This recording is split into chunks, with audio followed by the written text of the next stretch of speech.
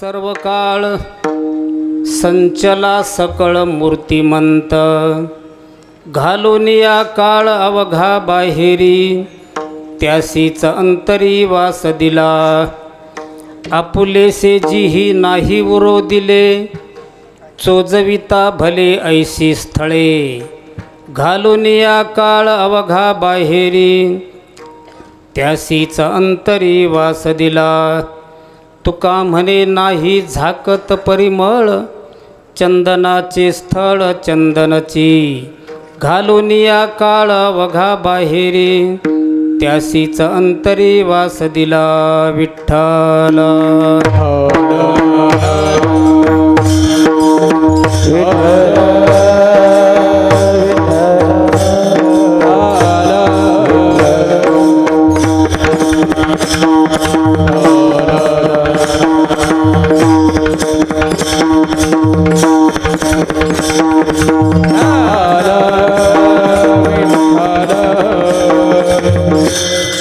पांडुरंगा करू प्रथम नमन दुसरे चरणा संतांची या त्यांच्या कृपादाने कथेचा विस्तारू बाबाजी सद्गुरु दास तुका काय माझी वाणी मानेल संतांशी रंजवू चित्तासी अपुलिया जयांचे केलिया स्मरण होय सकळ विद्यांचे अधिकरण तेची वंदो श्री चरण श्री गुरूंचे ते नमस्कारून आता मज साह्य येथे करावे देवा तुझी घेई सेवा सकळ गोवा उगवणे संत संगे याचा वास सर्व काळ संचला सकळ मूर्तिमंत घालून या काळ अवघा बाहेरी त्यासीच अंतरी वास दिला प्रस्तुत आजच्या या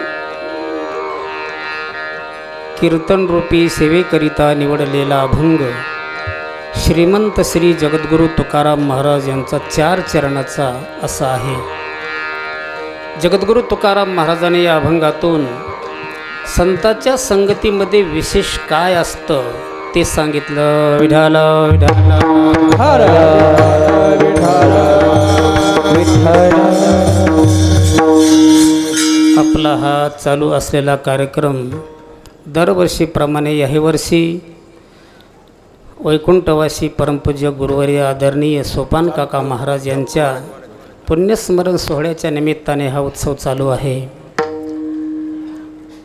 आणि त्याच निमित्तानं अतिशय भक्तिमय असलेला परिसर, ज्या महात्म्यांनी हरिभजने हे धवळीले जग त्याप्रमाणे संत मोतीराम महाराज, मारुतीराम महाराज काका यांनी धवळून काढलेला हा परिसर, आणि तुम्ही त्या परिसरातले सर्व भाविक मंडळ या ठिकाणी जमला आहात.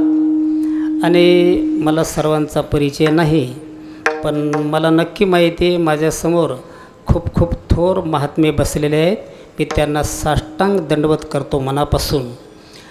आणि सर्व आमची भजनी मंडळी, मृदंगाचार्य, गायनाचार्य त्यांनाही नमस्कार करतो.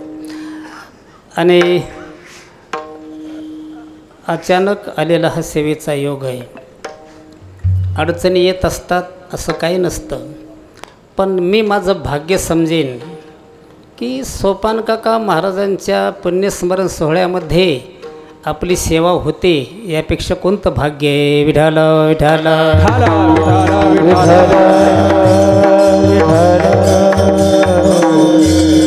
म्हणून 2 वर्षापूर्वी मी आलो होतो. शेवटच्या दिवशी पहिली कीर्तन सेवा होती. बाबा होते त्याही वेळेला. मी एक ओवी म्हटलो होतो माऊलींच्या बाबतीमध्ये, मोडेकर माऊलींच्या बाबतीमध्ये. थैलीमधलं बी निघेलच म्हणून काही सांगता येत नाही, पण मुडीतलं बी हे कधी फेल जात नाही. ज्ञानोबा म्हणतात, मुडाहुनी बीज काढिले ते निर्वाळले या भूमी पेरिले. आता मुडीतलं बी आणि चांगल्या जमिनीत जर पेरलं तर ते वाया गेलं असं कसं म्हणता येईल. विठाल विठाल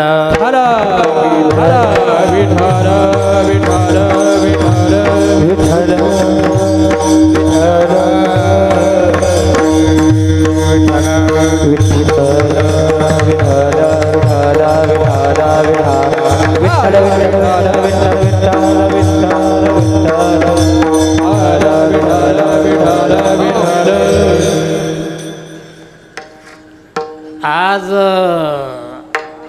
माझी परीक्षा आहे असं नाही म्हणणार मी काय म्हणणार, एवढ्या महात्म्यासमोर मला सेवा करण्याचा योग आला, माझं भाग्य समजतो. विठाल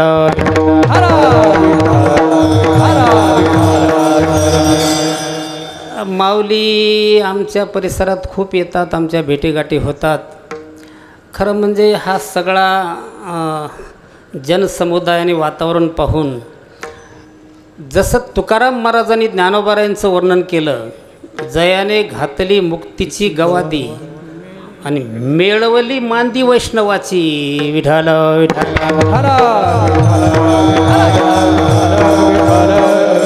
म्हणून थोर थोर महात्मे तुम्ही मोतीराम महाराजांचे श्रवण केलेले, त्यांच्या हातून माळी घातलेले महात्मे माझ्यासमोर बसलेत. मी पुन्हा एकदा मनापासून त्यांना साष्टांग दंडवत करतो आणि तुमच्याच कृपेनं मला जसं बोलता येईल तसं बोलण्याचा प्रयत्न करतो. मी सांगून गेलो, तुकाराम महाराजांनी या अभंगातून संतांच्या संगतीत विशेष काय असतं ते सांगितलं.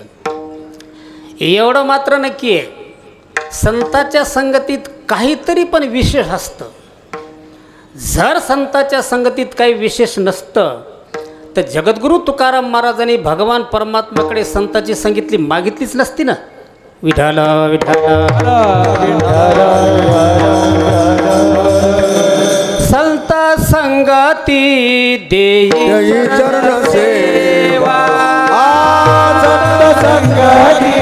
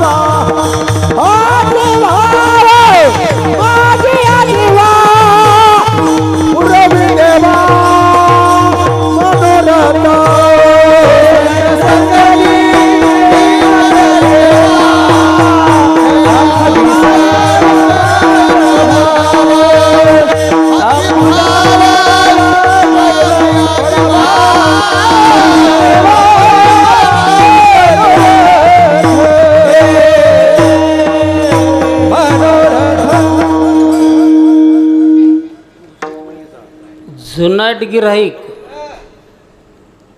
आणि खट गिराईक विठाला विठाला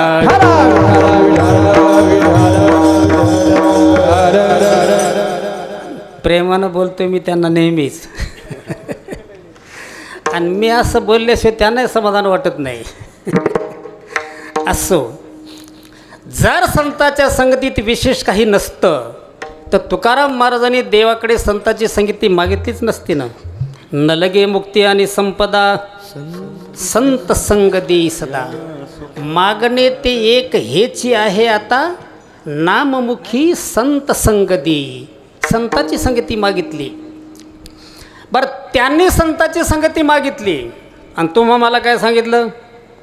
आपल्याला सांगितलं तुम्ही संतांची संगती करा.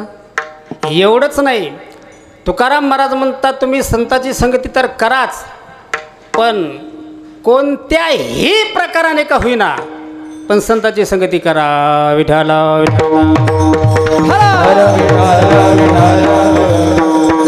संत समागमा एखादी पारी, संत समागमा एखादी पारी, स्वामी त्याचे बरे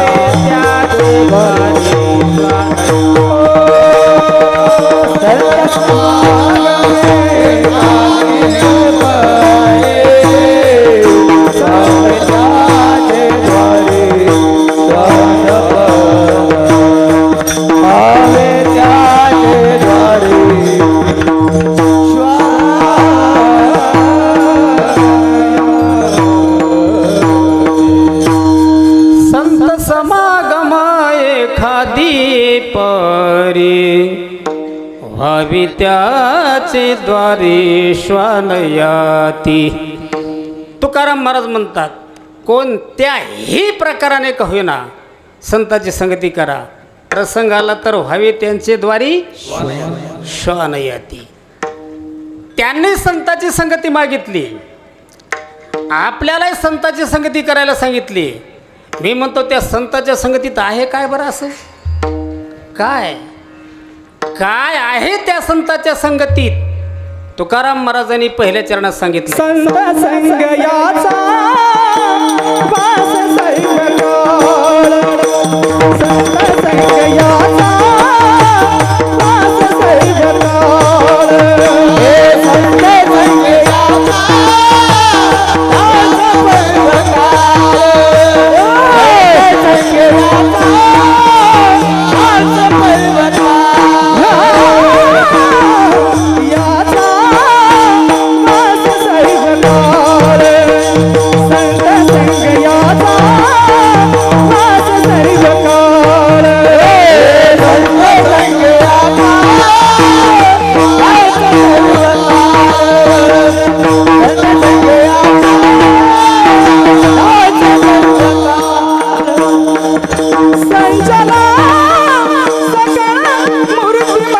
मूर्तिमंत, संचला सकळ मूर्तिमंत, घालून या काळ आवगा बहे, घालून या काळ आवगा बहे,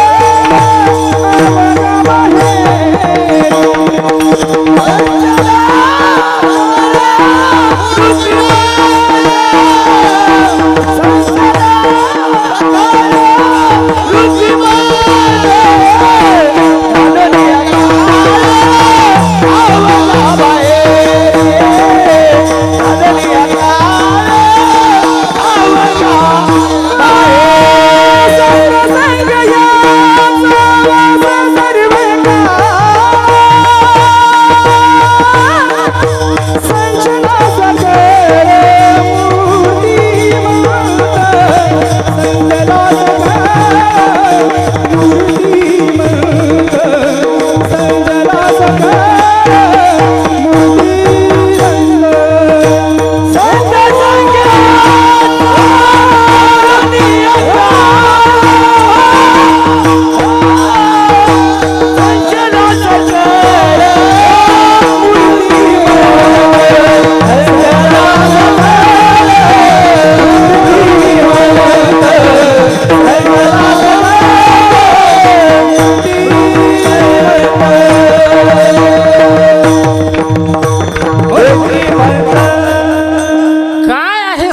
संगतीत.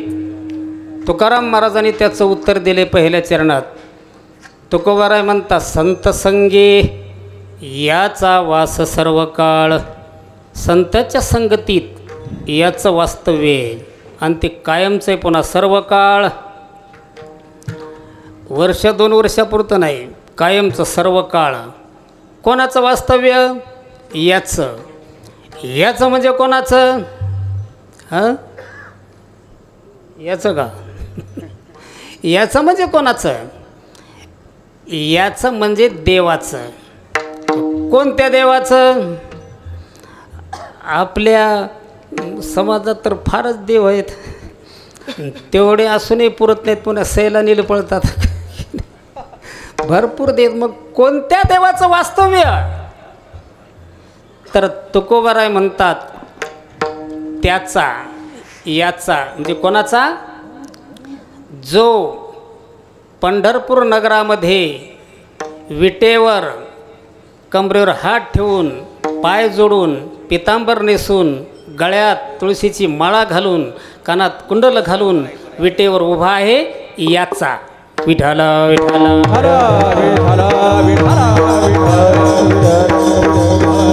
मग संत संगे याचा वास सर्व काळ. संताच्या संगतीत याचं वास्तव्य कायमस्वरूपी आहे. म्हणजे कोणाचं?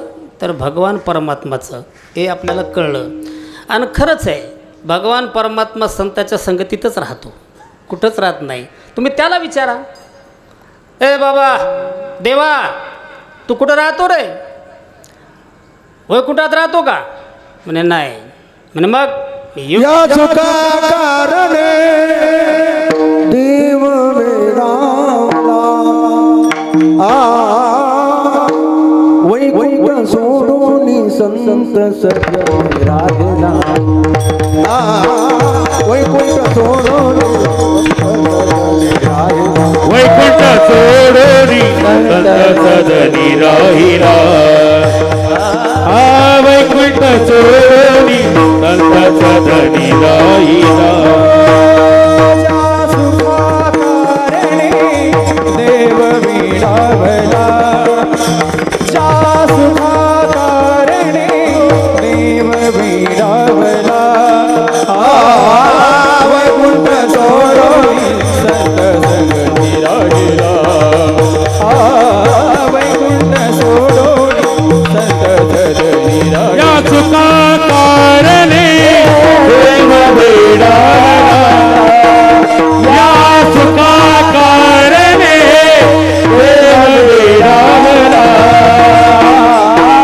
वैकुंठ सोडोनी संत सदनी राहिला वैकुंठ सोडोनी संत सदनी राहिला राहिला राहिला का रे बाबा देवा तू कुठं राहतो? वैकुंठात राहतो का? देवाला विचारतोय ना मी. कोणाला विचारतोय? देवाला विचारतोय. देवा वैकुंठात राहतो का? म्हणे नाही. मग योग्याच्या हृदयात राहतो का? म्हणे नाही. मग कुठं राहतो? म्हणजे भक्ताजवळ. नाहम वसामी वैकुंठे योगिनाम हृदय रो मद्भक्ता यत्र गायन्ति तत्र तिष्ठामि. माझे भक्त गातीचे ते नारदामी उभाते नारदामी उभाते ते नारदामी उभाते नारदानी उभाते ते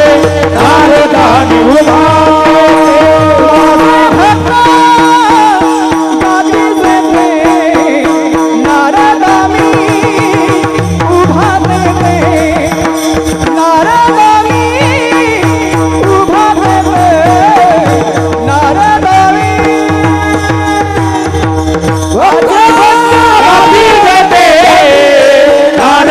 गातीचे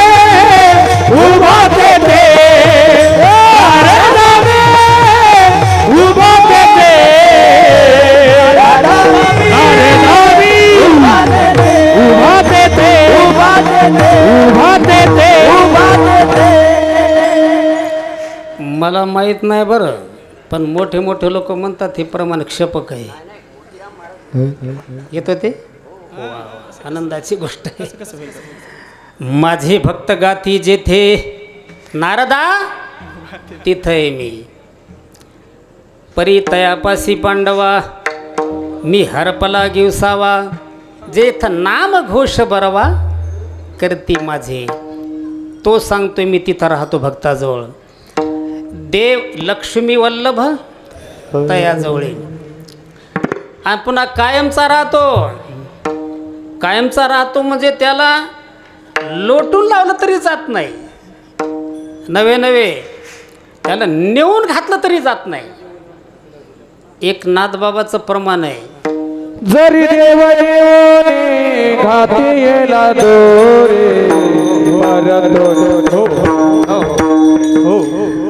म्हणजे तसं काय नाही बरं, प्रमाण बरोबर आहे. पण मला वाटते सगळीच प्रमाण जर आपण म्हणत बसलो तर मग सांगता काहीच याचं नाही. विठाला विठाला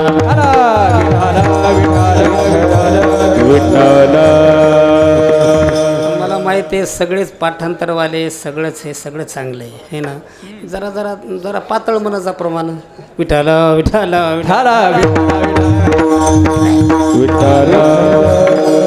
जरी देव नेवनी घातला बाहेरी परतोनी पाहेत व घरा भितरी. आमचे गुरुजी सांगायचे देव कायमस्वरूपी भक्ताच्या घरी राहतो. एक भक्त जरा कंटाळला देवाला. तो म्हणला हे काय म्हणला 3 टाईम हान ते झोपून राहते म्हणला, काम न धंदा म्हणला. हे जा म्हणलं तर जाईन, काढून दिलं तर जात नाही. त्यानं ठरवलं नाही आपण नेऊनच घालू. त्यानं काय केलं एक ॲटो केला भाड्यानं, बसवलं देवाला आटोत, नेलं परभणीला, रेल्वेचं तिकीट काढलं, रेल्वेत बसून दिलं देवाला आणि रेल्वे वेगात येईपर्यंत पाहू लागला. म्हणजे न जाणं उडी टाकून देव येईल म्हणून, कमी वेग आहे तोपर्यंत, कारण ते कदरून गेलं ना म्हणून त्यानं तिकीट काढून रेल्वेत बसून दिलं. रेल्वे गेली याचं डोकं मोकळं झालं. बस मला मोकळं झालो आता, आनंदात परत आला, आटोत बसला, आटो गावात आणला, आटो पाहिलं सोडून दिला, त्याचं भाडं दिलं आणि पुन्हा घराकडे गेला. त्याच्या आधी घरात उभा, जरी देव नेवोनी घातला बाहेरी, परतोनी पाहे तव घरा भितरी. विठाला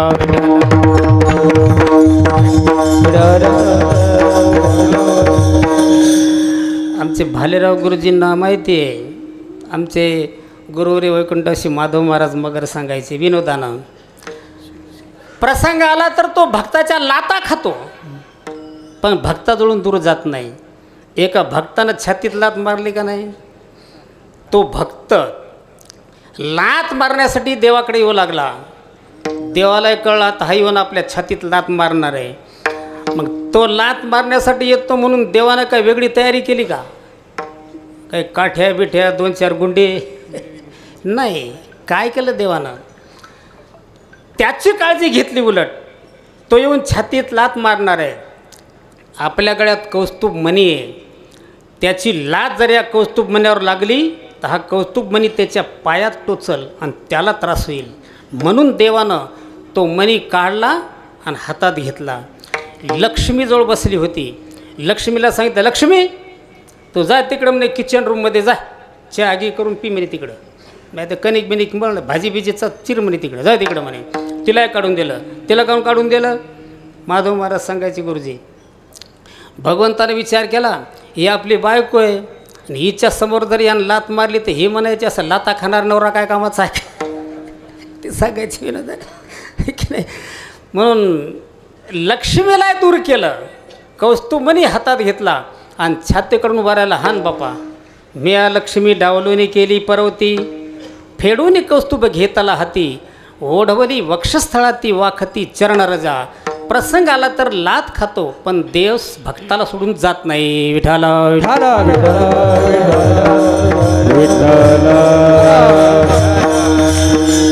कितीतरी प्रमाण, कितीतरी उदाहरण लक्षात ठेवा. देव हा कायमस्वरूपी भक्ताजवळ असतो, कायमस्वरूपी. इतकंच नाही, कसलाही जरी प्रसंग आला तरी देव आणि भक्त हे बाजूला होत नाहीत आहे ना. इतका त्यांचा संबंध आहे. तुकाराम महाराजांचं एक फार गोड प्रमाण आहे. विठाला विठाला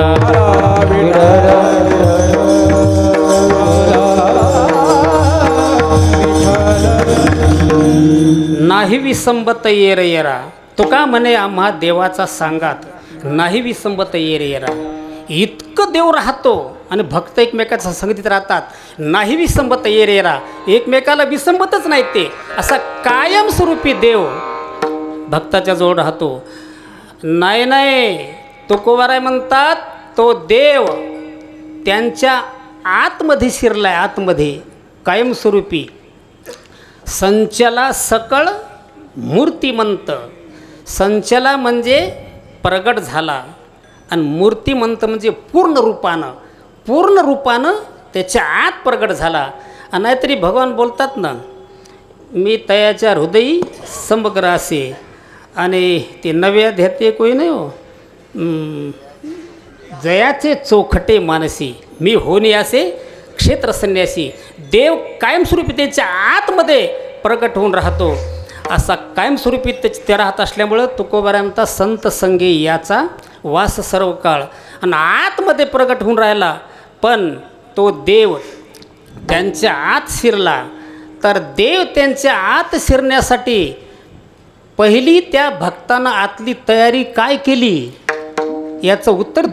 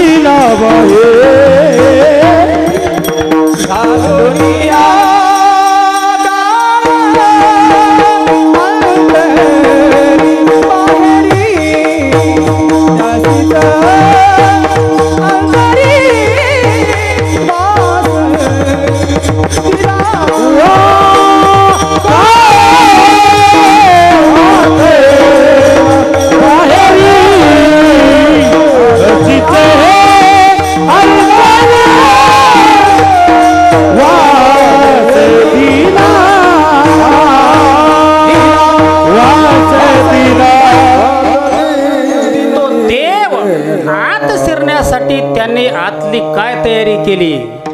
तुकोबाराय म्हणतात त्यांनी आतली तयारी ही केली, आतलं सगळं मटेरियल पहिलं बाहेर काढलं. घालून या काळ अवघा बाहेरी. काळ ही उपलक्षण आहे, पण तसं आत खूप मटेरियल आहे. आत ते सगळं बाहेर काढलं. थोडं मटेरियल आहे का आत? काम, क्रोध, लोभ, आशा, मनसा, तृष्णा, हे थोडं मटेरियल आहे का आतमध्ये? द्वेष, मत्सर, परभणीचा उरूसच इतकं मटेरियल आहे आत. पण सगळं तुकोबाराय म्हणतात त्यांनी बाहेर काढलं. का? देवाला राहण्यासाठी योग्य ठिकाण पाहिजे. कुठे राहत नाही ते देव? कोणती वस्तू कुठं ठेवता येत असते का माणसाला? एखादी माता भगिनीची 4-5 तोळ्याची सोन्याची पोत आहे आणि शेतच्या मोटरच्या डब्याला अडकून ठेवली, जमल का? कोणती वस्तू कुठे ठेवता येत नाही, लक्षात ठेवा. तसा देव हा कुठे ठेवता येत नाही. त्याच्यासाठी योग्य जागा पाहिजे. ती जागा कोणती? जयाचे चोखटे शुद्ध पाहिजे.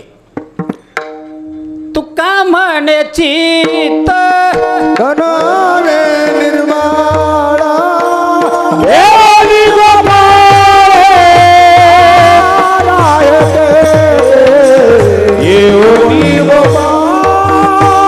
तुका म्हणे चित्ते येऊनी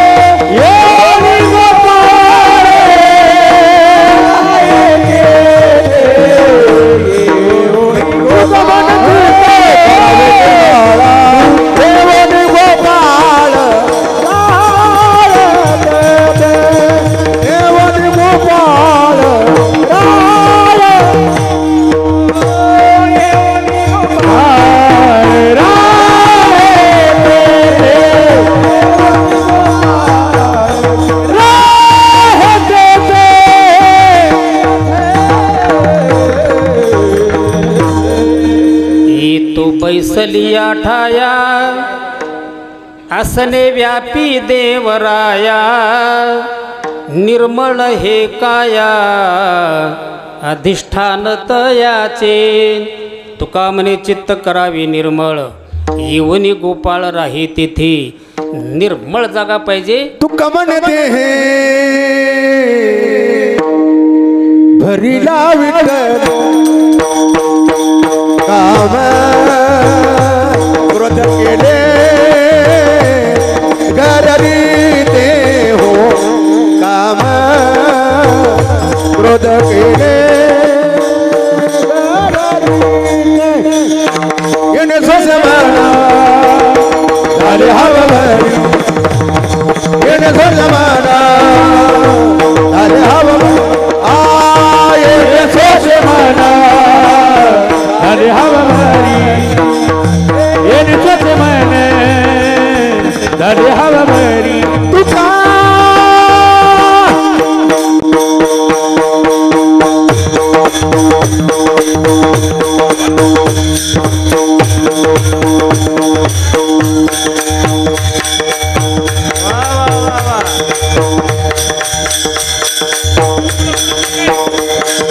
तुका म्हणे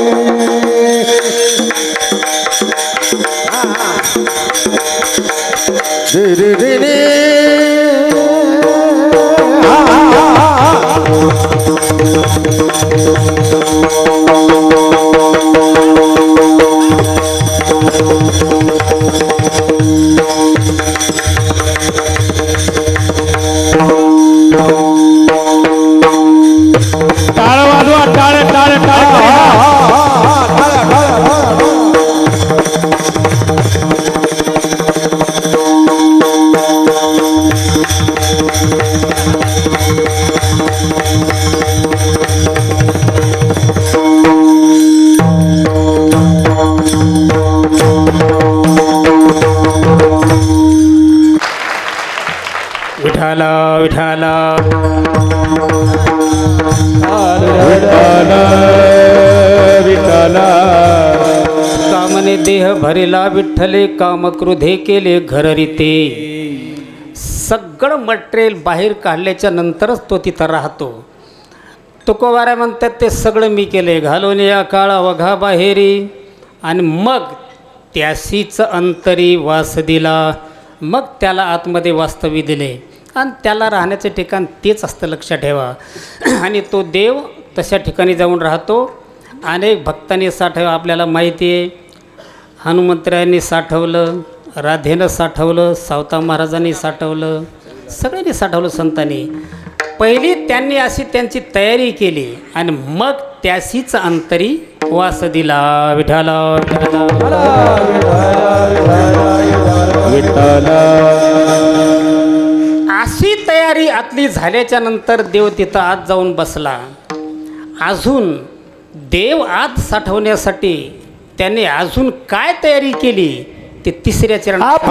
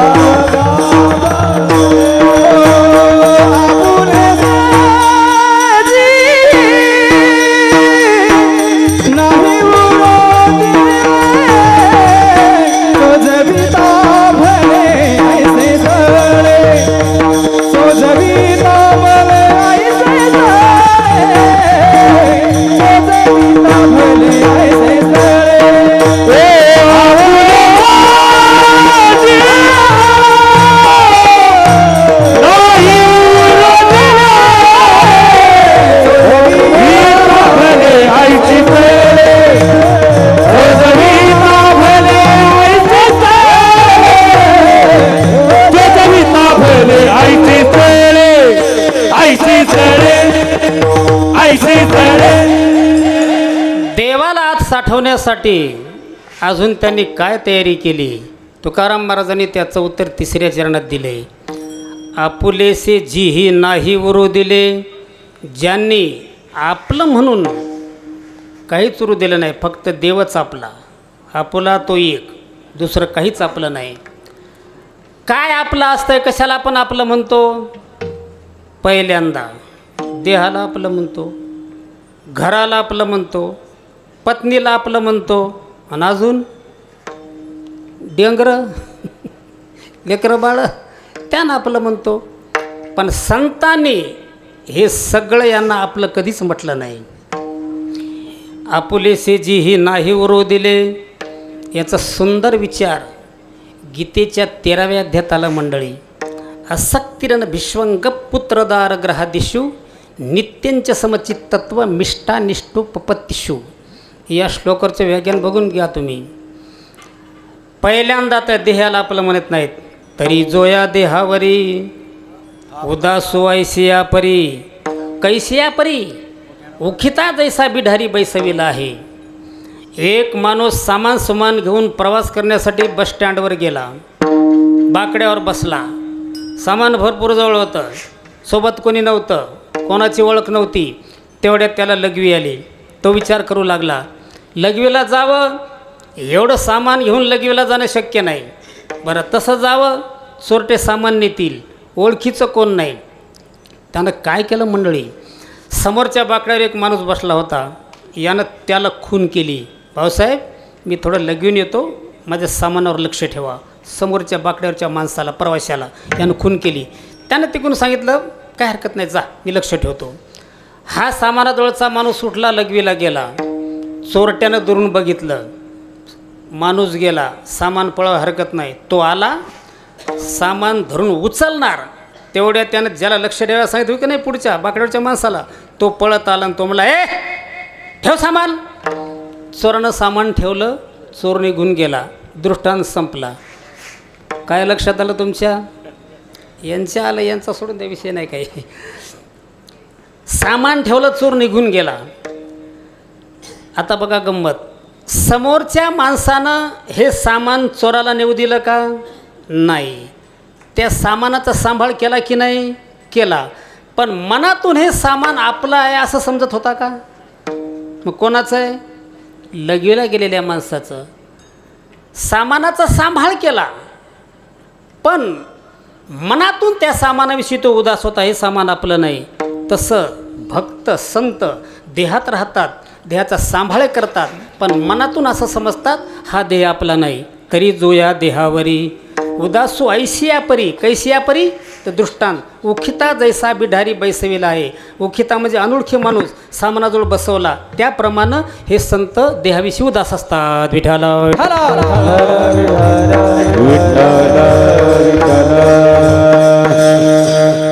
घराला आपलं म्हणत नाहीत, घराला आपलं म्हणत नाहीत. कशाप्रमाणे? ज्ञानेश्वर महाराजांनी सुंदर वयालेल्या लक्षात. आता तुमच्यासमोर मी प्रारंभाला सांगितलं आहे की नाही, तुमच्यासमोर सेवा या दृष्टिकोनातून मी बोलतो. घराला आपलं म्हणत नाहीत. कशाप्रमाणे? 3-4 जण प्रवास करण्यासाठी निघाले. ज्ञानेश्वर महाराज म्हणतात, दुपार झाली, 1 वाजला, ऊन तापू लागलं, उन्हाळ्याचे दिवस. एक म्हटलं अरे फार ऊन लागतं, आपण एखादं झाड बघू, सावलीला झोपू, पाणी बिणी पिऊ. चला, एक जांभळीचं झाड दिसलं, विहीर होती योगायोगानं.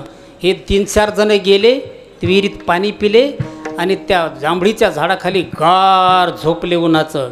आणि 4 वाजता उठले आणि निघून गेले. दृष्टांत संपला.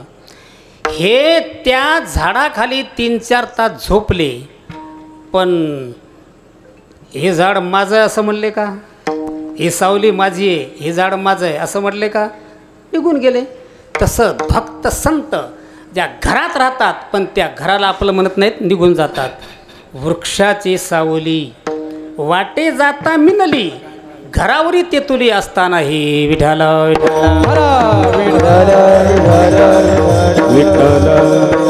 ते पत्नीला आपलं म्हणत नाहीत, पत्नीला आपलं म्हणत नाहीत. कशाप्रमाणे? कोणाचे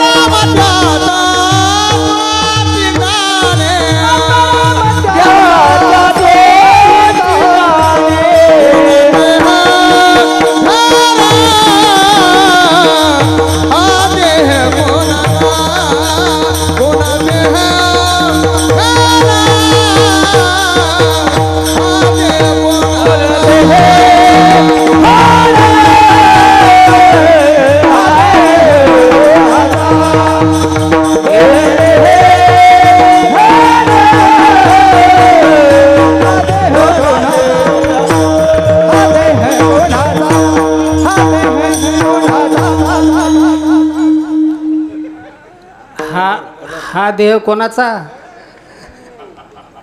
हा देह कोणाचा? कोणाचं घर? त्यांच्यावरच प्रमाण बसतंय ते विठाला विठाला.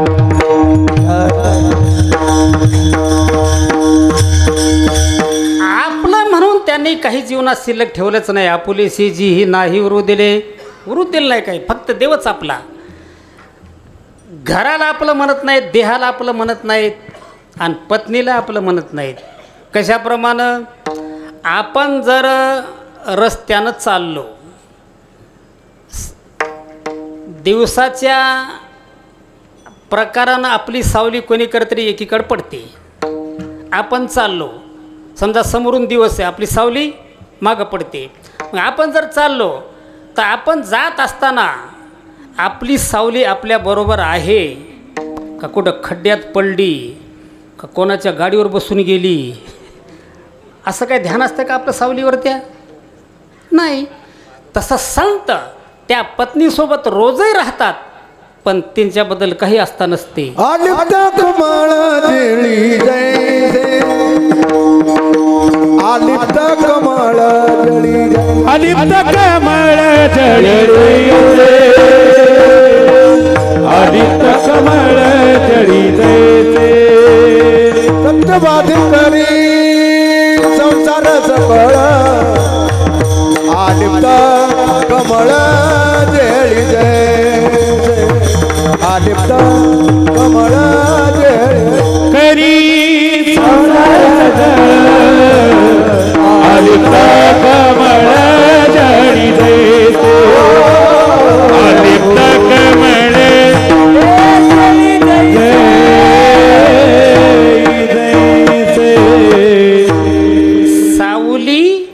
सरशीची असे, सावली सरशीची असे, परी असे हे नेनिजे जैसे, स्त्रियेचे तैसे लोलुप्या नाही. विठाल विठाल.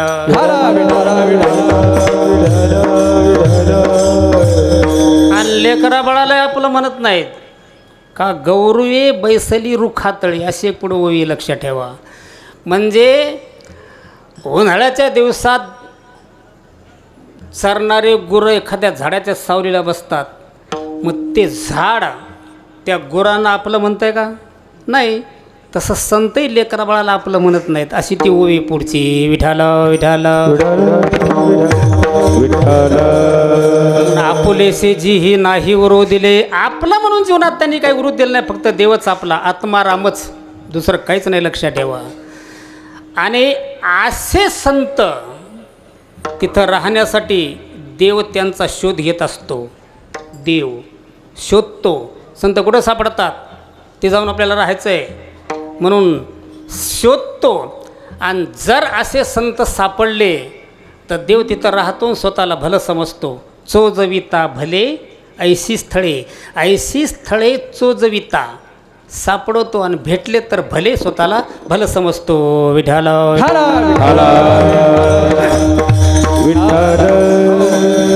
पण असे संत शोधून काढतो. लक्षात ठेवा. देव कुठेही राहत नाही.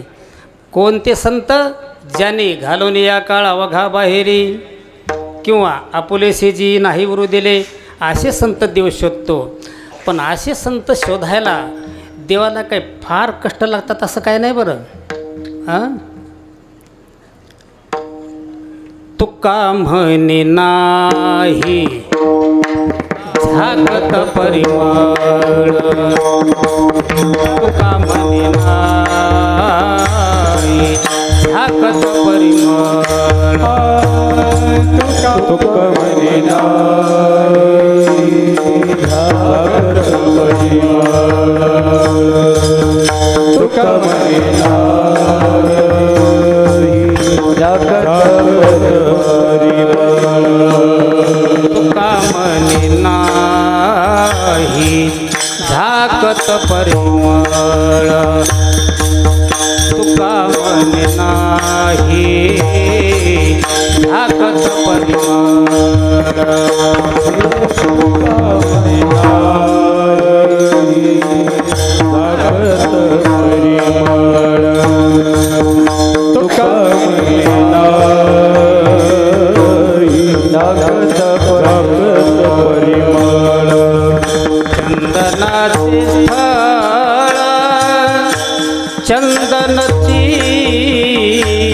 चंदनाचे स्थळ चंदनती घालून काळ अवघाबाई घालून काळ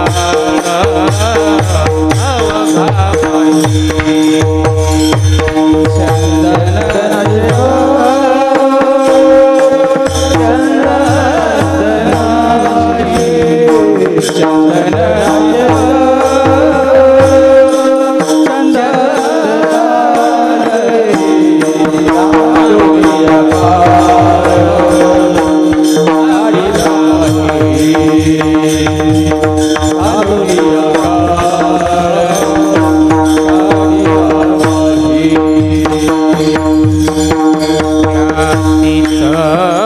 अंतरी वास दिला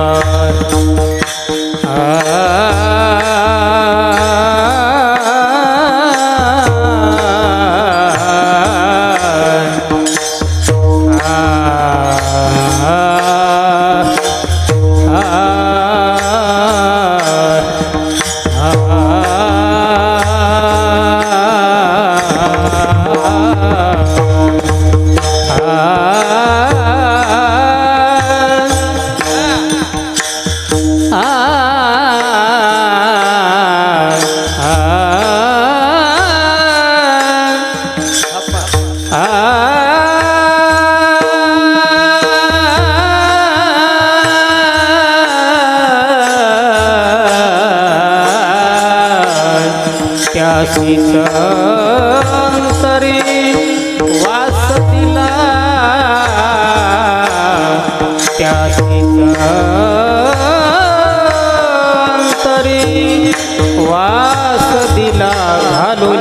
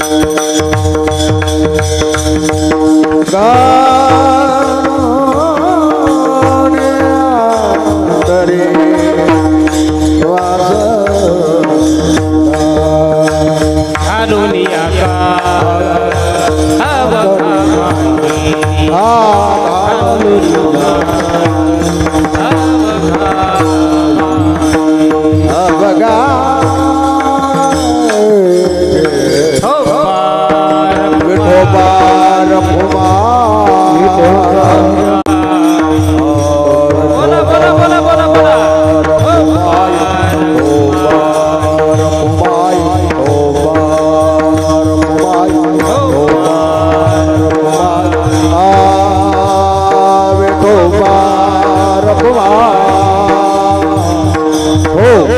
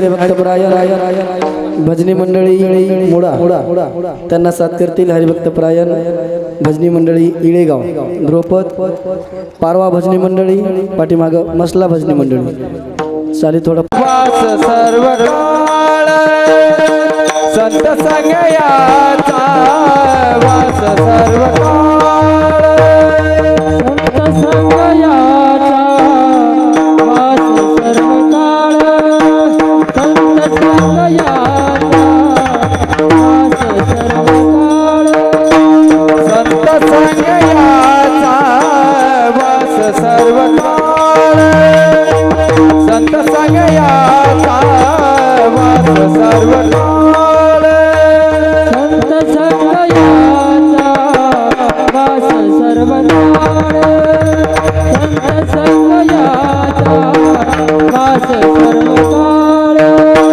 संतदास मूर्तिमान संतदास मूर्तिवंत कालने काळ अवघावा हे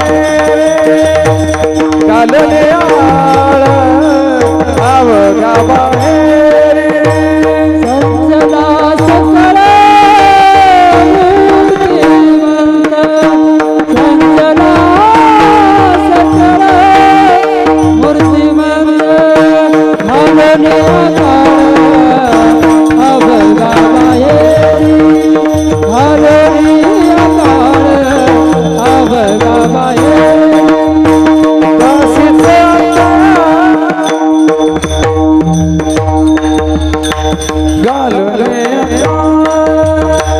संत संगयाचा वास सर्व काळ संत संगयाचा वास सर्व काळ संत संगयाचा वास सर्व काळ संतदास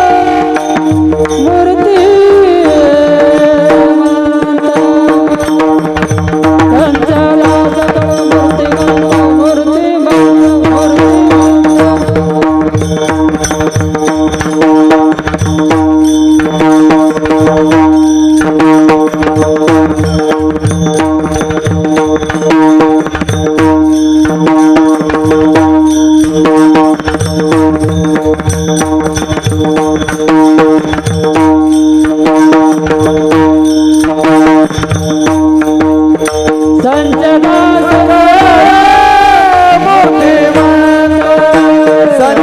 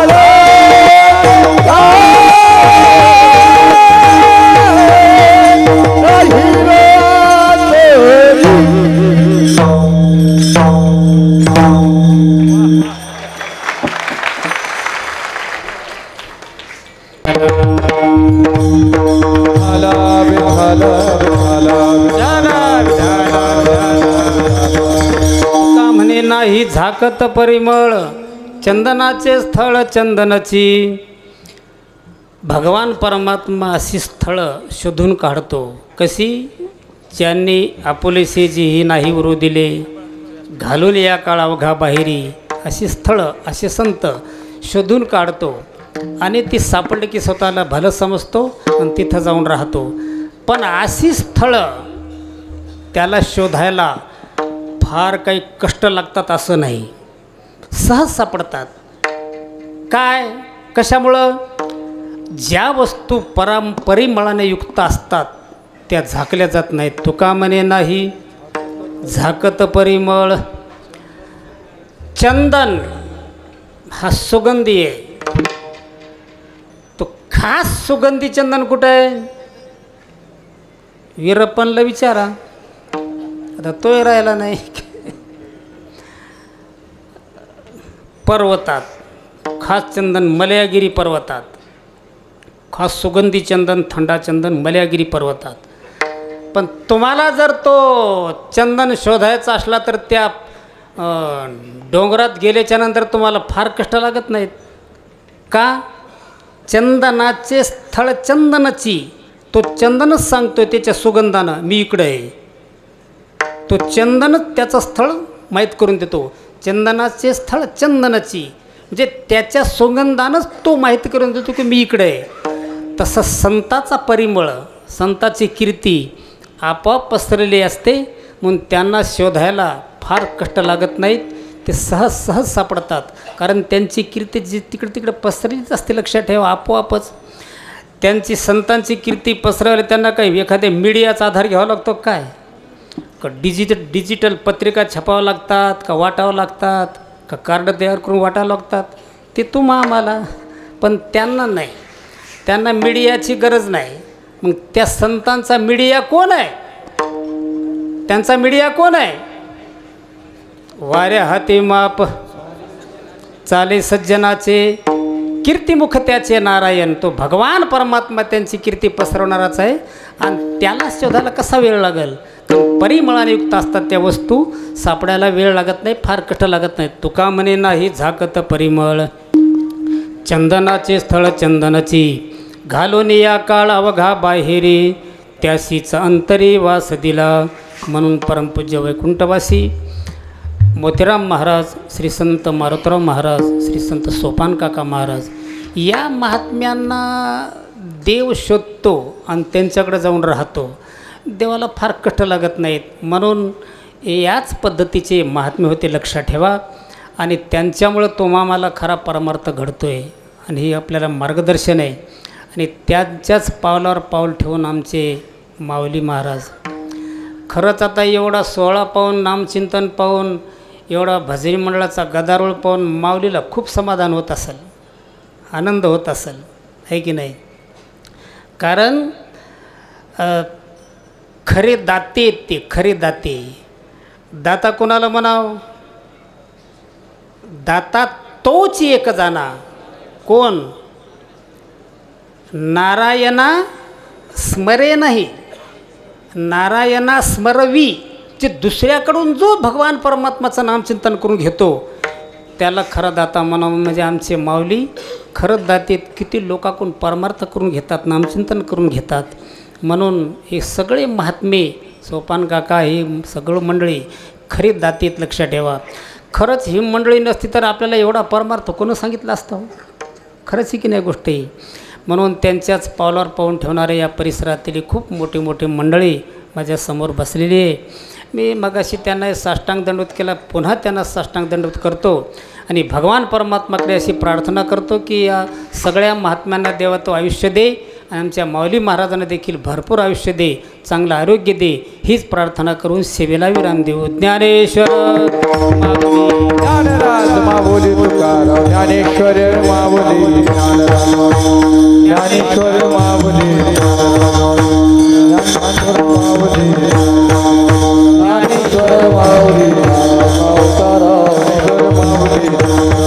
ज्ञानेश्वर माऊली, ज्ञानेश्वर माऊली, ज्ञानेश्वर माऊली, ज्ञानेश्वर माऊली, ज्ञानेश्वर माऊली.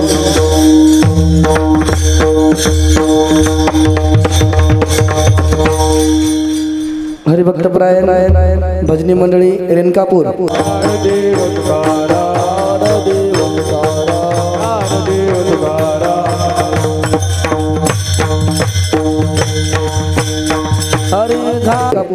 त्यांना साथ करतील भजनी मंडळी धारखेड.